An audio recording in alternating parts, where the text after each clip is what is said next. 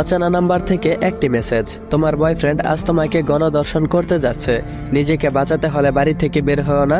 অহনা সাজগোজ করছিল তার বয়ফ্রেন্ডের সাথে দেখা করতে যাবে বলে। তখনই মোবাইলের স্ক্রিনে ভেসে ওঠে মেসেজটি। সেটাকে উপেক্ষা করে আবারও সাজায় মনোনিবেশ করে, হয়তো কেউ দুষ্টামি করছে তার সাথে। সেই ভেবে তৈরি হয়ে নেয়। বের হতেই আবার মোবাইলে মেসেজ আসে, তারা 11 জন।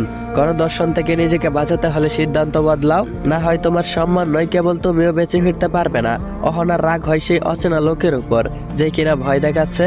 মোবাইলটাকে সাইলেন্ট করে দেখা করতে যায় বয়ফ্রেন্ড অর্ণবের সাথে। পার্কে পৌঁছাতেই অর্ণব বলল, চলো এক জায়গায় যাব। অহনা বলল, কোথায়? অর্ণব বলল, চলো আমার সাথে।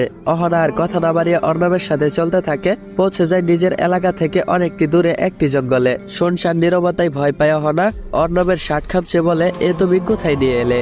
অর্ণব বলল, আরেকটু বেবি, কিছুক্ষণ পরেই দেখতে পারবে আসল মজা। অহনা বলল, এটা তো জঙ্গল, এখানে তুমি কি করবে?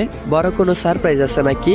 অর্ণব বলল, হ্যাঁ, গেলেই দেখতে পাবে, অনেক বড় সারপ্রাইজ। তারা পৌঁছে যায় একটা পরিত্যক্ত বাড়িতে। চারদিকে কেমন বিদঘুটে অন্ধকার, পচা গন্ধ আসছে অনেকটা। সিঁড়ি বেয়ে উপরে উঠলো। উপরটা পরিপাটি, তবে এখানে ভাঙা একটা আয়না আর বিছানা ছাড়া আর কিছুই তো দেখতে পারছে না। অহনা বলল, এখানে কি?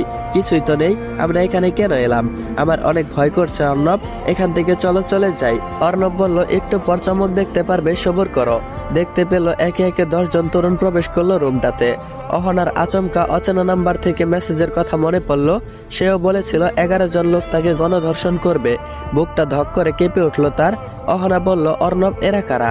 অর্ণব বলল, এরা আমার বন্ধু, মজা হবে আজকে। অহনা বলল, আমি বাড়ি যাব, আর এক মুহূর্ত এখানে না। তুমি গেলে চলো, না হলে আমি একাই চলে গেলাম। একজন লোক এগিয়ে আসে অহনার দিকে। কোথায় যাচ্ছ সোনা? তোমার জন্যই তো আমরা এখানে এসেছি, তুমি চলে গেলে মজা করবো কার সাথে? বলেই শয়তানি হাসিতে ফেটে পড়লো তারা। অর্ণব হাসছে। নিজেকে খুব অসহায় মনে হতে লাগলো অহনার। বারবার মনে আসছে সেই অচেনা নাম্বারের কথাটা। যদি তার কথা শুনে এইখানে না আসতো, তাহলে এত কিছু ঘটতো না। অর্ণব সহ 11 জন পুরুষ অহনার দিকে এগিয়ে আসছে। অহনার নিজের হাতের ফোনের দিকে তাকায়। রাগের বশে ওর ফোনটা অফ করে রেখেছিল। তাড়াতাড়ি অন করতেই অর্ণব তার হাত থেকে মোবাইলটা নিয়ে বিছানায় ছুঁড়ে মারে। পরক্ষণে 11 জন এগিয়ে আসে অহনার দিকে। অহনাকে বিছানায় ধাক্কা মেরে ফেলে দেয়। অহনা পিঠের নিচে মোবাইলের অস্তিত্ব টের পায়। মোবাইল অন করতেই দেখতে পায় একটি মেসেজ, তোমার পেছনে বিছানায় একটা স্প্রে আছে, সবার মুখে স্প্রে করো, আমি ব্যবস্থা নিচ্ছি। অহনা কোনো কিছু না ভেবেই আশেপাশে তাকায়। সত্যি সত্যি একটা স্প্রে দেখতে পায়। হাতে নিয়ে তাদের মুখে স্প্রে করে দেয়। তারপর তাড়াহুড়ো করে রুমটি থেকে বের হয়ে যেতেই অর্ণব হাত ধরে ফেলে আর বলে, কোথায় যাচ্ছিস? তোকে আজকে ভোগ না করে ছাড়বো না, পালাতে পারবি না। তারপর অহনা অর্ণবের হাতে কামড় বসিয়ে দেয়। ব্যথার চোটে অর্ণব তাকে ছেড়ে দেয়।